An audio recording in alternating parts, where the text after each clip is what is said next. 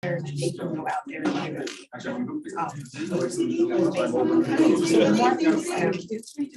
Fine, how are you?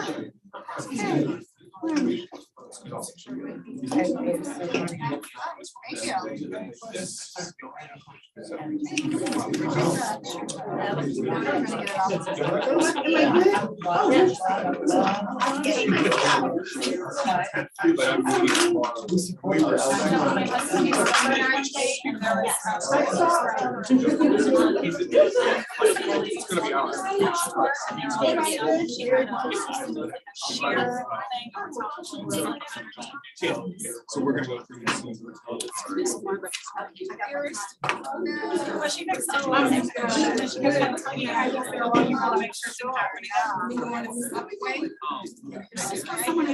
That ever happens to me, so you know, absolutely, getting out the door. Do this.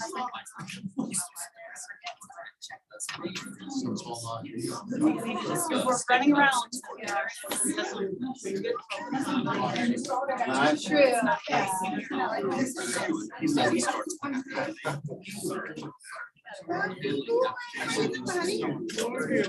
I'm here, yeah. I didn't. How about I just leave it? As soon as we get the drivers. Drivers through training. We'll get through. Where are you at? Yes. Thank you for giving me one. Thank you for giving me one. I saw you gave me one. Hey, Sharon.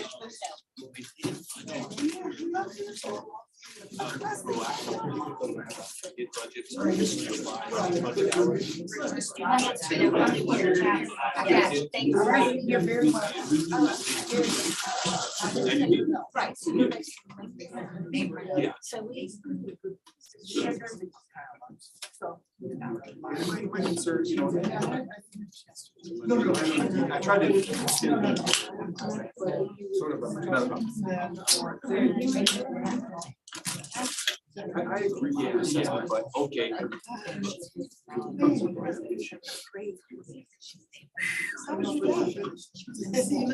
And that's okay. They've accepted that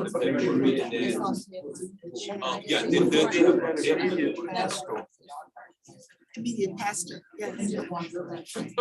They definitely got the wrong one. Yeah, they budgeted for, I think they budgeted for the. So I will lay it all out. I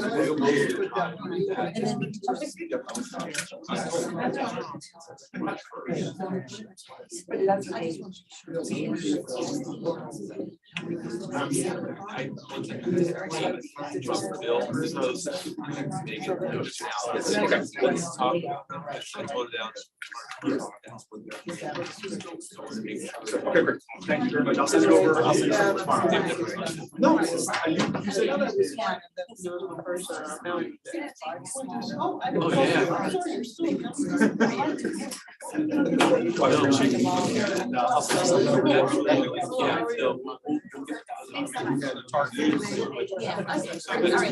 yeah, I'll let them know as soon as I hear.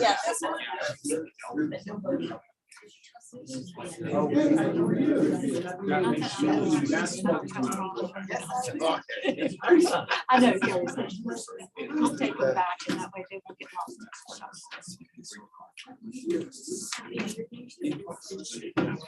I just feel like.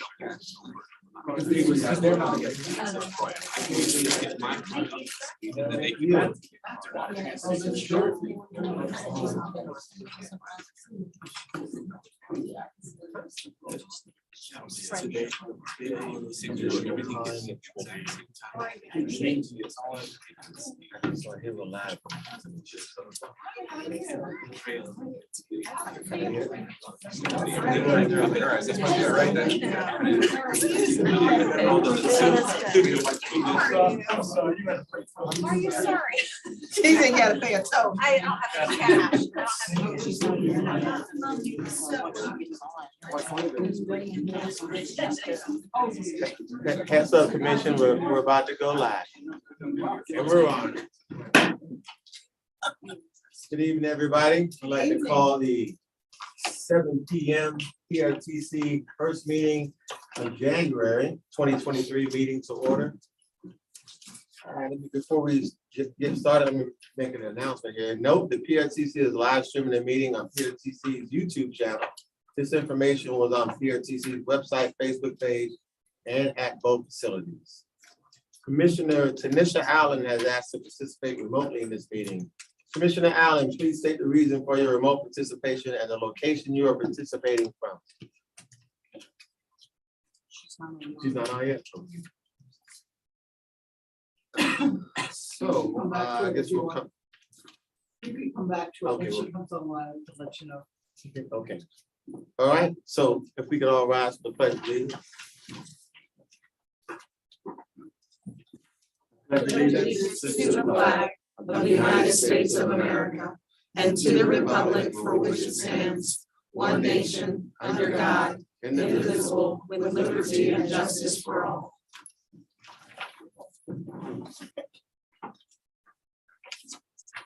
Ms. Virginia, can you call the roll, please? Victor Angry, Here. Andrea Bailey. Here. Kenny Bodie, Present. Margaret Franklin, Present. Janine Lawson. Here. Yesley Vega. Here. Tanisha Allen. Oh, I'm sorry, Karen Mills. You are here. Kim Short, Ann Wheeler, Tanisha Allen. Anything yet? Monica Gary. Here. Meg Bumpy, Pamela Young, Pamela Sabeski, Ralph Smith. Here. Jeanette Rischel, Alana Mensing. Here. Daryl Moore, Matthew Kelly, Jason Graham, Deborah Frazier. Here. Lori Hayes, Tim McLaughlin, David Ross, Jennifer DeBrule, Todd Horsley. Here. Grant Sparks, Elizabeth Guzman, George Parker. She's here. Mr. Chairman, we do have a quorum and Ms. Allen has just joined online. Okay, so we'll go back to that. Commissioner Allen, please state the reason for your remote participation and the location you are participating from. Thank you, Chairman Angry. Good evening, everyone. My location is my residence in Stafford County, and the reason for my virtual participation is we're actually celebrating my daughter's birthday right now, so I'm taking some time to do that before I go back. All right, well, happy birthday to your daughter. Can I get a motion? So moved. Second. All right, I have a motion from Commissioner Lawson and seconded by Commissioner Bodie. Any discussion? Victor Angry. Aye. Andrea Bailey. Aye. Kenny Bodie. Aye. Margaret Franklin. Aye. Janine Lawson. Aye. Yesley Vega. Aye. Tanisha Allen. Aye. Monica Gary. Aye. Ralph Smith. Aye. Alana Mensing. Aye. Deborah Frazier. Aye. Todd Horsley. Yes. Mr. Chairman, that motion is approved. Thank you, and welcome, Commissioner Allen. Can I get a motion for the approval of the agenda? So second. Okay, we have a motion by Commissioner Franklin, second by Commissioner Bailey. Any discussion? Please call vote. Victor Angry. Aye. Andrea Bailey. Aye. Kenny Bodie. Aye. Margaret Franklin. Aye. Janine Lawson. Aye. Yesley Vega. Tanisha Allen. Aye. Monica Gary. Aye. Ralph Smith. Aye. Alana Mensing. Aye. Deborah Frazier. Aye. Todd Horsley. Yes. Mr. Chairman, that motion is approved. Thank you, ma'am. And now can I get approval for the minutes? So moved. Second. All right, we have a motion by Commissioner Franklin, second by Commissioner Bodie. Any discussion? Please call the vote. Victor Angry. Aye. Andrea Bailey. Aye. Kenny Bodie. Aye. Margaret Franklin. Aye. Janine Lawson. Aye. Yesley Vega. Tanisha Allen. Yes. Monica Gary. Aye. Ralph Smith. Aye. Alana Mensing. Abstain. Deborah Frazier. Aye. Todd Horsley. Yes. Mr. Chairman, that motion is approved. Thank you, ma'am.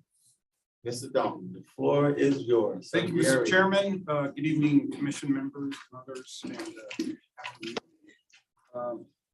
And we do have a couple of things to go through here. I'll just, you have our the CEO report from the month of December. I do just want to, since we are in January, just want to point out in calendar year 2022, compared to calendar year 2021, our ridership more than doubled, an increase of about 120%. So again, still well below pre-pandemic numbers, but trend was obviously going in the right direction. Calendar year 2022, system performance. We effectively ended up right about the same percentages calendar year 2021, about 86% from a system performance standpoint. Again, a majority of that in calendar year 2022, just like 2021, experienced a lot of train congestion out there. So we'll note that later this month, likely by the operations board meeting next week, we'll distribute our annual report, and then we'll make sure that that's part of this commission's package for next month, and I'll probably highlight a couple things out of the evening. So that is my report, Mr. Chairman. If anybody has any questions before I move on to action. Any questions? Okay, you have no questions? Okay. So again, we do have a couple of action items. The first, we're seeking authorization to adopt and refer the VRE's amended 2024 or amended 2023 and recommended 2024 budget to the jurisdictions. So just as a quick recap, the operations board at the December meeting unanimously approved the recommended amended budget and subsequent 2024 budget. So we're coming to you here to seek your approval and give me authorization to distribute that to the various jurisdictions so they can consider that our budget is part of their budget process. I did want to just give you a quick highlight, particularly the proposed FY 2024 budget. This, again, at a high level, it's a balanced budget. We do not have any reductions from our current service level in that budget. This budget does continue to provide us the necessary resources to maintain, system safety and security, at the highest levels. This budget continues to fully fund not just preventive maintenance, but state of good repair maintenance programs and stuff like that. So again, there's no deferred maintenance in here. This budget does enhance some of resources for us to do for marketing campaigns and long-range planning. The budget does also continue to permit us to advance our infrastructure improvement programs so that we can continue to build that infrastructure to enhance our service profile over the next couple of years. The budget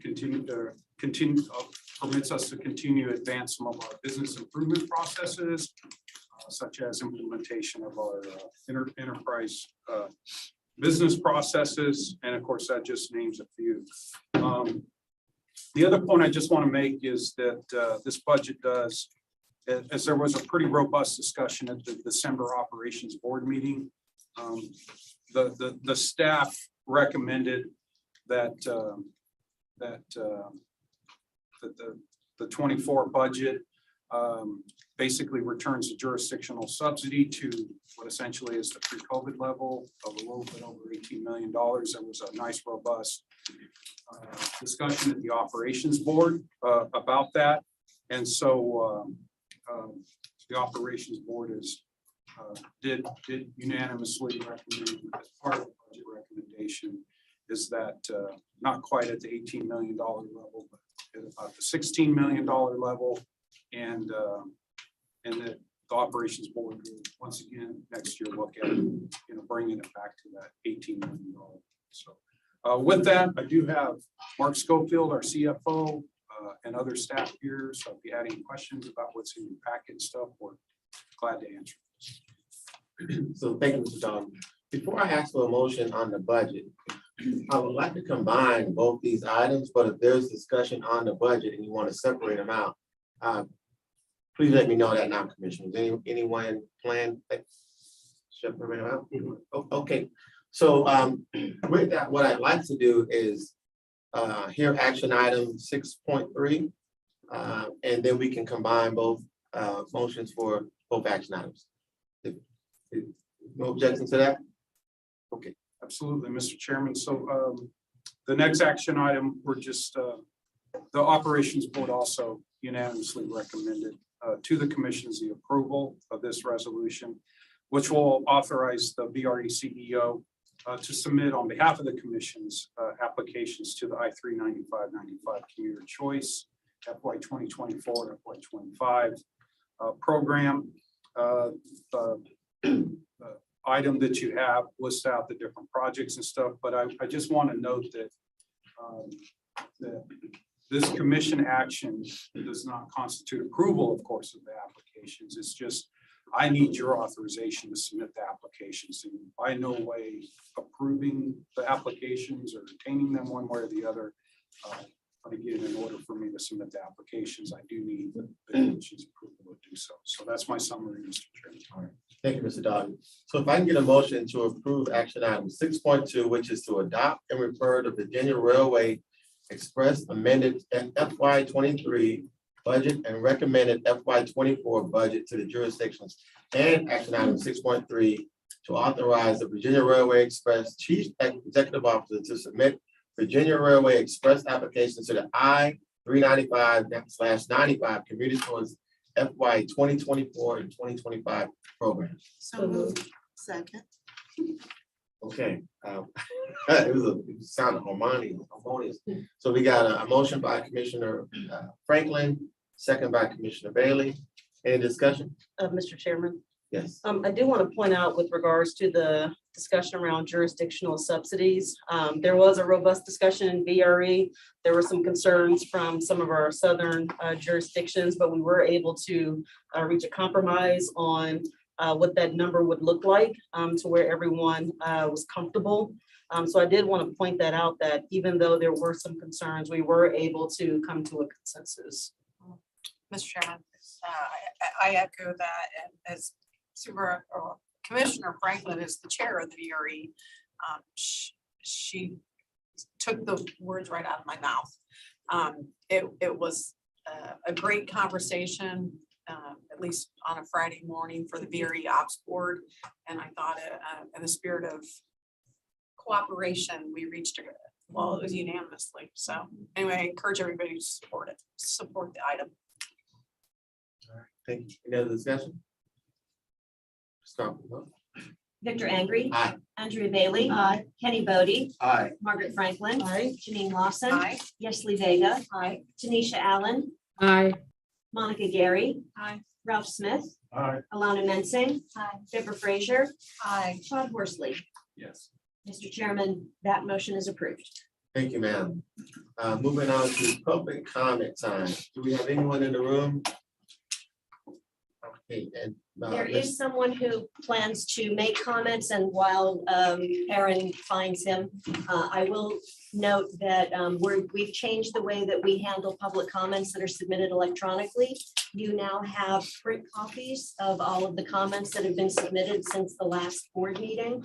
And that print copy is also available for anyone in the audience who wants a copy. I have copies right here. And they will, as always, be included in the meeting minutes. Thank you, ma'am. So I guess because you all have printed copies, you can read the comments and we'll. I understand the gentleman is on the phone out there, so I'm not sure what our next move is. Ah. Okay. You can go to the podium. Good evening, sir. So we have 3 minutes and the floor is yours. All right, honorable commissioners and distinguished board members and fellow guests. I just wanted to come and speak to you again. I came a few months ago to discuss some of the concerns that I had regarding the service and to try to recommend areas where improvement may be. And so one of the things I wanted to discuss last time, but unfortunately in 3 minutes is not a lot of time, is the possibility of one of the drivers suggested was the possible combining of routes that share many similar stops. For example, the evening routes for the Dale City and the Lake Ridge routes could potentially be combined by simply adjusting the second half of the routes. I don't personally have the details because I'm not good at the geography locally, but one of the drivers was able to explain how that could potentially be done. This may not have to be a permanent thing, but might be a contingency route when there are a shortage of drivers, for example, or like we experienced from Thanksgiving until last week. There, like yesterday, for example, one bus driver apparently went to the wrong stop altogether. And so that delayed the entire thing. So again, I was later than usual to getting home, which is unfortunate. I do understand that you guys are working hard and I appreciate how hard you work to try to get people to drive and to train them and such. And then I think that I want to just reemphasize, and I understand, I want to know what the status of getting new buses which feature better legroom. I remember last time it came here, some of the people here were suggesting that that was in the plans. I would love to get an update on what is going on with that, because I'd be terribly excited if I didn't have to pretend I'm in an airplane every time. And I think that those are the main concerns now, and my 3 minutes is most likely up, but I do appreciate the efforts of this group and of the rest of the staff. And I hope that we're able to adjust the schedule so that the bus is very reliable and that people are able to enjoy the benefit of taking this bus rather than having to worry all the time in the evenings when they're wondering if they're at this family member's event because the bus didn't show up on time. Thank you for your time. Well, sorry, I will apologize because it's my job to tell you at the minute and 30-second mark, and you had about 30 seconds left, so. No. At the suggestion of Commissioner Angry, I appreciate the extra 30 seconds. And I'm gonna go ahead and just use this time now to show this appreciation and really accept the love that the commissioner / supervisor has shown toward me. So thank you very much. You're welcome. Happy New Year. Happy New Year. All right. Honesty, that's policy, right? Okay, so on to action item 8.1, which is to approve the consent agenda. I can just, I'm in reference to the comments here. Thank you so much, Christine, for these. I just wanted to say that Dr. Bob want to schedule appointment with you, just kind of go over this if you can. I've got some updates that already remedy some of this. See, you always have my back. Thank you. I appreciate But we it. still love you. Okay. Thank you, Mr. Chairman. With that, would you like to approve consent agenda? I move Okay, that we take a approve the motion. consent agenda. Okay, second. okay, so we have a motion by Commissioner Bailey, second by Commissioner Bodie. There is zero discussion. All for it? Victor Angry, Aye. Andrew Bailey, Aye. Kenny Bodie, Aye. Margaret Franklin, Janine Lawson, Yesli Vega, Yes. Tanisha Allen, Aye. Monica Gary, Aye. Ralph Smith, Yes. Alana Mensing, Aye. Deborah Frazier, Aye. Todd Horsley. Yes. Mr. Chairman, that motion's approved. Thank you, ma'am. And now on to our executive director's time, Mr. Bob Snap. Yes. Dr. Bob Snap. So the very first thing, although we don't talk about items covered in public comment, first on my list was to talk about the first of 15 new MCI buses on the way. They're shifted from Winnipeg to Minnesota. They're built in, the core frame is built in Canada, and then it's moved to the US to conform with Buy America rules and regulations. But of course, part shortages and delayed build. So it's about a 2-month delay on that. The other 14 after that should go a little bit quicker than the first one. So we continue to work through the operator shortage by taking a week-to-week approach at how service is operating. Some of the printed public comment you have at your seat has already been remedied as of this week. So since we last met on December 1st, I wanted to give you a service update. On December 5th was the immediate Monday following. We extended the Dale City Pentagon Navy Yard into DC to offer relief to customers. If you recall, we were stopping everything at the Pentagon. So once we had an effective count, We then stitched in LaFont Plaza to the Navy Yard. It still didn't remedy anything, so anyone coming from the I-66 corridor had to make a transfer. Anyone else that wanted to get in had to make that transfer or ride Metro. Within 2 weeks of that, we added back in Route 611, which was extended into DC. But instead of taking 66 all the way in, we still had to go to the Pentagon to help pick up passengers who were on the I-66 corridor, and we're trying to go to the State Department first. So that helped provide some relief there. And then on January 9th, this past Monday, we extended the Dale City State Department D100 route, which starts in essence at the Gemini lot, goes through Horner Road, and then travels directed to DC. And we continue to, that allowed us to put the 611 back to normal. So the entire I-66 corridor is back to standard operating. Now we still have the challenge of missed trips. We're still doing combinations where necessary, just like you heard some of the suggestions of operators. We've been implementing some of those things, but it's on a more ad hoc basis. So the I-66 corridor was easier to put together. There's less service out there. And it's also direct service into DC along 66 on the inside the Beltway portion. So we continue to work on that. It is really driven by the ability to get operators prepared and trained. If you don't have them prepared and trained, they end up misinterpreting what dispatch says and taking customers to the wrong parking ride lot. Or they end up on a detour, which they don't know the roadways as well, and then we're increasing safety risk issues, et cetera. So we continue to tackle that on a week-by-week basis. I'm going to go a little bit out of order since Ms. Murdoch has an operational meeting and she and key staff can't be here tonight. But here's a sample update from late December in the area of keyless recruitment. In the month of December 2022, they made 26 job offers. 7 failed drug and alcohol testing. 3 resigned the last day of cadetting due to childcare and travel distance. And as soon as they had one of the newly released operators on the road, he or she tested positive for COVID. So that's an example of, and that's roughly December 23rd, 24th. So we're talking staff working all the way through, right up through Christmas Eve, trying to resolve this. So a class started immediately after the Christmas holiday, and another one started in the new year. So they're going to be doing another recruitment push in January to keep bringing in operators. And since then, they've had several resignations of existing employees, and they've had a couple of retirements, employees that have worked for 20, 25 years, and they're ready to do something different. So it is a national challenge. Again, I was at an event last night in DC talking with peers from one of my good friends is the CEO of Boston. They're down 1,000 employees. Metro's down 800. So we're down 20, 30. And even on the administrative side, the finance department has been down a senior accountant for 6-8 months, maybe more.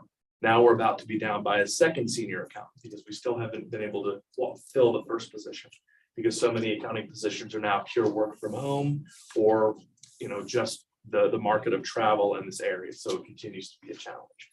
But recruitment across the board for all organizations continues to be something we focus on. So weekly meetings with our operations team, we know how many drivers are coming out of training, how many are ready, and continue to try to avoid the missed trips as best we can, even to the point of one day on Monday, canceling the training to get supervisors out on the road. Sometimes it does hit that critical mass where the customers need the service more than we need to train. We need both, but every now and then it does reach that point. So that's where we're moving there. Other items, we are preparing for our January 30th service change, and a lot of that is tied to, for example, on I-66, changing the schedule because now the I-66 service is open, we can get back quicker. So there's things that we can do that actually reduce travel times and assist with that. And then we also have the micro transit service, which we already launched in December very quietly. We kept the Route 68 running over top of it. That allowed for transition time. So if you weren't sure how the micro transit worked, you would have that almost 2-month period to figure out how to ride both types of services. But on January 30th, that'll officially stop. Ridership hopefully will continue to increase as a result, and you will all be receiving digital materials from OmniRide the next week to promote this, to push out to your constituency. Even if they might live in Lake Ridge, they might work in Manassas Park or vice versa. So those are some of the different things we look toward. Ridership for January 23 is showing a post-holiday increase, despite the commuter services not running all the way into DC. Average daily ridership for January 2023 is almost double that of January 2022. So we're in that snapshot phase, very similar to what you heard from VRE. And we're about 55% of January 2020 ridership. Keeping in mind, we're not running 100% of January 2020 services. So we're running much lower service, but have 55% equivalent ridership. Local bus ridership remains strong. Weekend continues to do very well. We're a bit behind in because of all the, it's not quite the word chaos, but the confusion of the combined trips, missed trips. Our data team has to go literally trip by trip to separate the ridership to track it. It's either that or we just throw everything in the bucket and go local and express and say good luck. We really want to keep that granular data so we can make informed decisions. So it's really not going to make a major shift for us over the next 2 or 3 months. So the planning team's looking at different ways to expedite the ridership. Right now, we're reporting, I believe, October, November. So we're a bit behind. We're trying to catch that up in February. So a lot of candles burned at both ends, midnight oil, all the analogies that you can put there. They're really working hard on that. Along the lines of reporting data, a printed copy of the OmniRide annual report is at your seat. We prepared and distributed this digitally as a savings of paper. A lot of people, we give it to them, they throw it in the recycle bin. This A, saves tax dollars, B, saves the environment. However, sometimes you guys get so many emails that this was just, you were worth the paper copy. And if you want additional, we're happy to supply them because we do have some that we specifically hold on to when we go to meetings, meet with key stakeholders. We have those paper copies we can provide you. We just didn't order the tons that organizationally we might do. So some really good news. OmniRide has been nominated for the 2023 Prince William Chamber of Commerce Business Awards in the category of Excellence in Business Award, more than 11 employees, and Innovative Practice or Partnership of the Year. And I believe that one is tied to Keep Prince William Beautiful. Is that the one? So our shelters that everyone loves, the Art and Transit Project. So that's one that's been identified. I would also like to take this opportunity to ask Joe Stainsby to come up. Come on up, Joe. 10 years with the organization.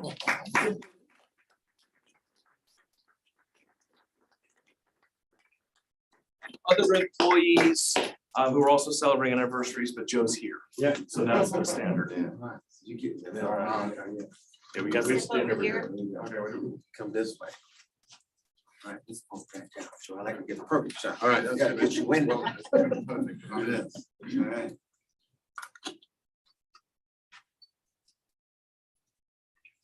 Thank you. All right. Thank you very much. Congratulations.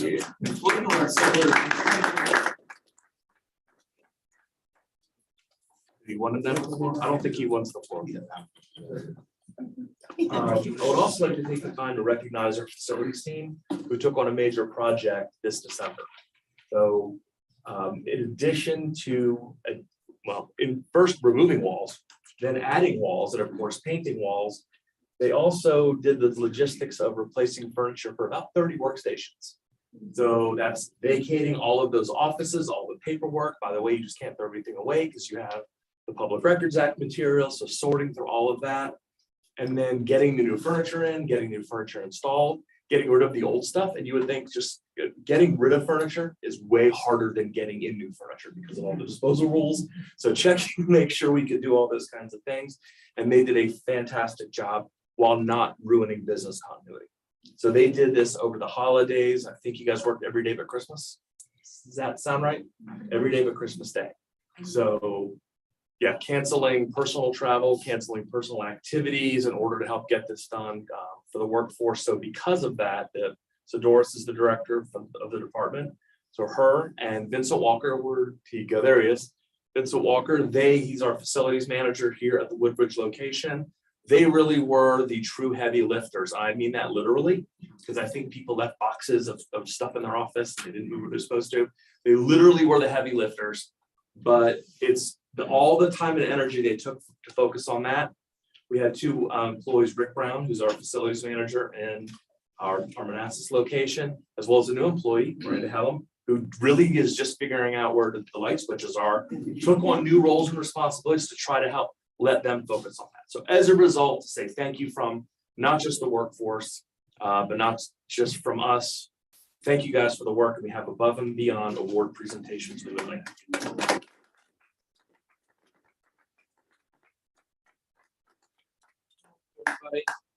You want individual? Do you want group, Christine? Group. You already called it, group. Come on.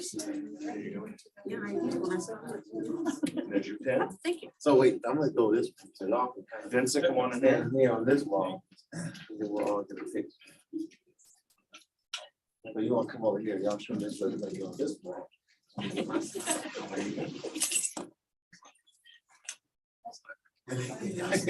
I'm What you guys want? saying, he go that way, we're gonna make this work. Yeah. Is that, you got everybody in there?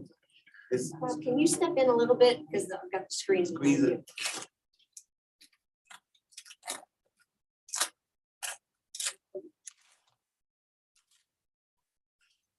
Man, it looks good.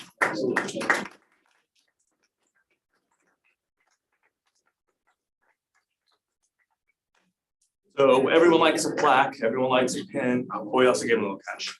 So, everyone likes a little cash. So we do provide bonuses to employees when they do exceptional work like this. So thrilled, and we said thank you to them. But I would also like to say thank you to the commission that approved the contract, that approved the money to do it. Professionals who come in to do great work deserve the resources and tools to do the work. So thank you for outfitting their offices and giving the opportunity. We are no longer the Sanford and Sons office firm. And if you don't believe me, you should have seen how our CFO worked. Cap every other day. So with that, I think I've covered everything. Yes, I believe I have. Thank you, Mr. Chair. And again, apologizing on behalf of the Controllers team who has key meetings.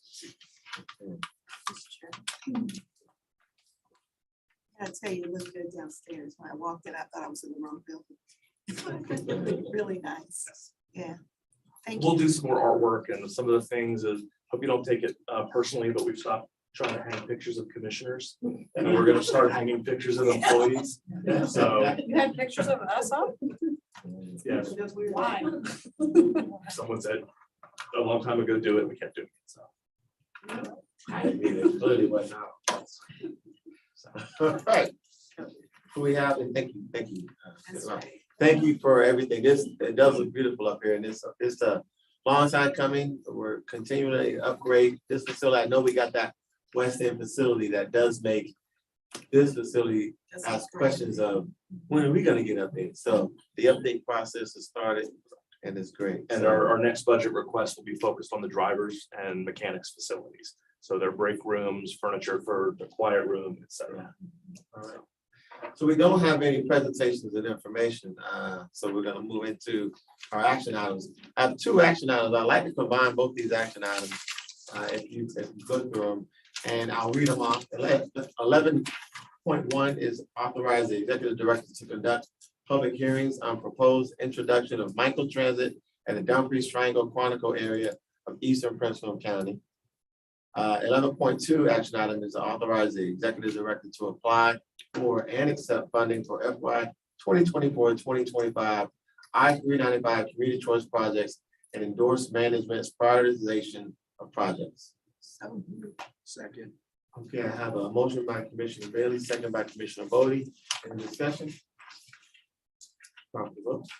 Victor Angry. Aye. Andrea Bailey. Aye. Kenny Bodie. Aye. Margaret Franklin. Aye. Janine Lawson. Yesli Vega. Tanisha Allen. Aye. Monica Gary. Aye. Ralph Smith. Aye. Alana Mensing. Aye. Deborah Frazier. Aye. Todd Horsley. Yes. Mr. Chairman, that motion is approved. Thank you, ma'am. Moving into chair's time, I do have two action items. I'm gonna split those out. We'll go through those, and I'm gonna ask Commissioner Frazier. Well, I guess before I do that, I need to get to ask a motion to approve. I'll discuss it. Action item 12.1 is the election of the Potomac and Rappahannock Transportation Commissioners, commission officers for 2023. Second. I have a motion by Commissioner Franklin, second by Commissioner Lawson. And we're gonna get into the discussion. I'm gonna ask for Commissioner Frazier.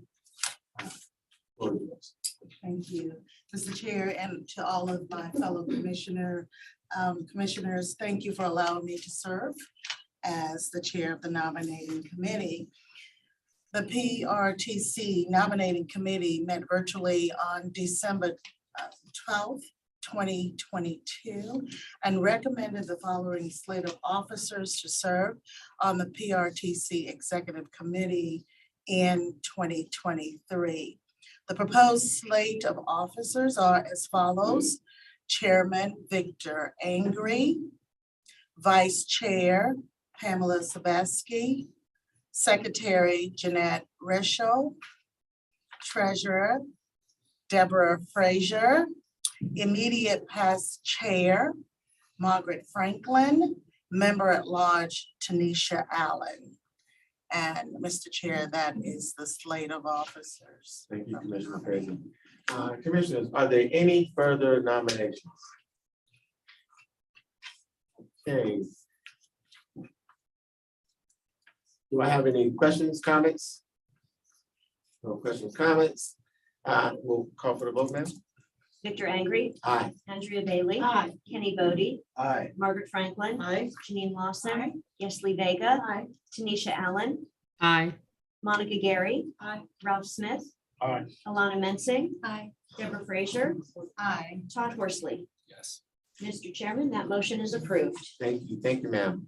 Action item 12.2 is a revision, concurrence with member jurisdiction appointments to the Virginia Railway Express Operations Board. This item is to concur with the member jurisdiction of VRE Operations Board members and alternates. However, Princeton County has not yet made their appointments. That would be me, that's all right. So we will have an executive committee meeting next week to take actions on these appointments. Yes, Mr. Chairman, if I might Yes, just ma'am. add a little more points. We anticipate, based on what the county attorney has told me, that there will indeed be a motion on the agenda for the Prince William Board on Tuesday. And then there's a commission meeting on Friday. Some comfort level is that even if there was not a motion by the Prince William Board, there people who are currently members of the operations board would be holdover appointees. So, I don't think we need to worry about that, but I just pass that along to you. The second thing is that because the PRTC board will not be meeting again before the commission meeting next Friday, and we want to try to make sure that Prince William's adequately represented. The proposal has been to have an executive committee meeting in order to approve those appointments coming from Prince William. You mentioned a virtual meeting.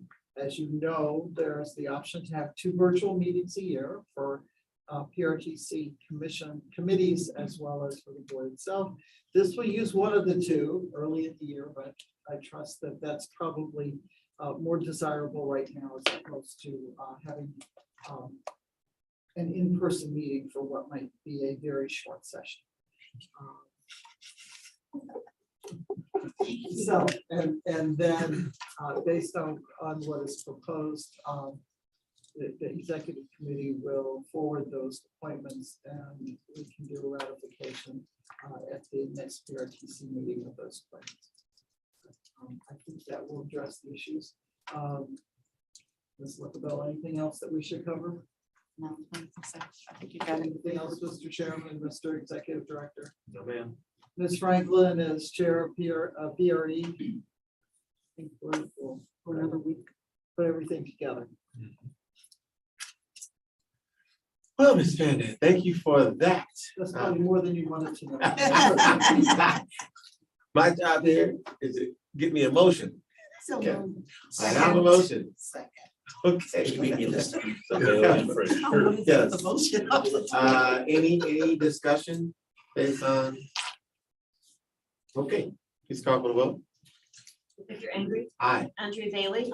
Kenny Bodie. Aye. Margaret Franklin. Aye. Janine Lawson. Aye. Yesli Vega. Tanisha Allen. Aye. Monica Gary. Aye. Ralph Smith. Yes. Alana Mensing, Aye. Deborah Frazier, Aye. John Horsley. Yes. Mr. Chairman, that motion is approved. Thank you, ma'am. And although Ms. Panda just said it, I want to read it. We can have a quick discussion. So we'll have an executive committee meeting on Thursday, January 19th, 6 p.m. Take action on personal kind of BRE operations board appointments. Do the members of the executive committee have a preference on whether we meet in person or have a virtual meeting? I do believe I heard virtual meeting. Okay. Virtual. Oh, this is the night. It is virtual. So we really knew it was gonna be virtual. I just want to get this official piece out there. And Transparency. yes, transparency. And so we will have a virtual meeting on the 19th to finalize that. That piece. Okay. All right. And then I will just say with the rest of my chairman time, welcome into 2023. I hope that everyone, the commissioners, the folks in this room, had the time at the end of 2022 to close out old things, whatever they may have been, and that we've started this new year fresh. And that going forward, we have nothing but the best expectations of what PRTC is going to be, and will do in this year, and that we have a positive attitude driving forward. So I hope that of each of you and wish you a well 2023 year. And I'll end there, and we are on to other business and commissioners' time. So we will start here. Good evening, everyone. That's my comments. Ditto, Mr. Chairman. That's my comments. Pass. Happy New Year, everybody. Yep, Happy New Year, and I'll pass. Happy New Year. Happy New Year, and I'll just ditto what you said about well wishes and hoping that we have a really great year for PRTC. Pass. Pass. Well, I'll take that time. 4 scores and Miss, yes, we have Miss Tanisha Allen online. Commissioner Allen. Happy New Year and pass. Okay, so 4 scores and 7 years ago. To adjourn. Well, let's see, yes, we are at adjournment. Move to adjourn. We have a motion to adjourn, we have a second, any discussion? 7:42. All right, aye, all in favor? Aye. Okay, we are adjourned. All right.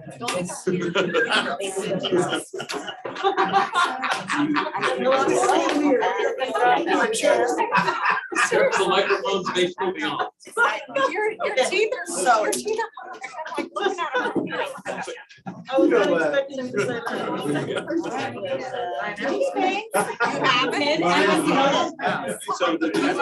I was trying to grow out my hair that I had dyed, and so like, this is all natural, they made it some of the color, because they like, look at up here, so